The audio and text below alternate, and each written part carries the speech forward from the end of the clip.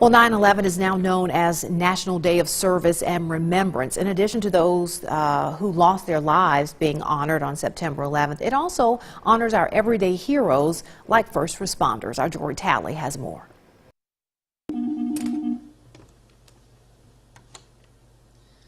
Number 911, what's your emergency? They're your first responders. They hear everything, and what's bad is there's so much that goes on that they hear it, and then when they pass the call off, they don't know how the story ends. Each call is different. Ma'am, calm down for me.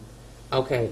No, do not go back in the house. We'll get someone to get your dog. But dispatchers have to handle every call the same. They're taught to be the calming voice. A lot of times in a panic situation, those first responders on scene cannot be very calming. It's very, go into action. We are the calm. We are the, it's okay. It's going to be okay. We're doing what we're supposed to be doing. You're doing what you're supposed to be doing.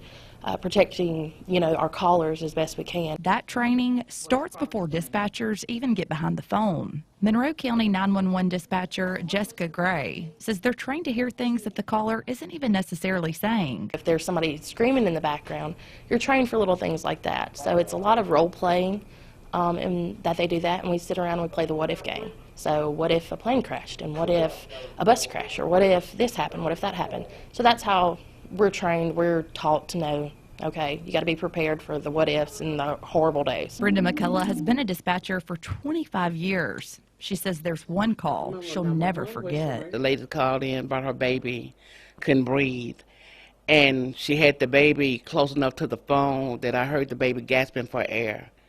Then I couldn't breathe, and that stayed to this day is still with me.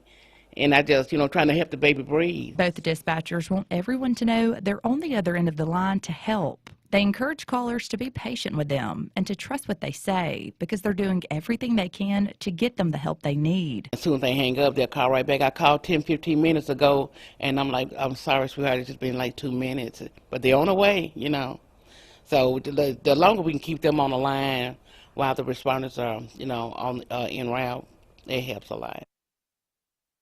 And those dispatchers Jory talked with today are encouraging everyone to be sure to post their addresses so that first responders can find you. They also want to remind emergency callers to designate only one person to call about an emergency.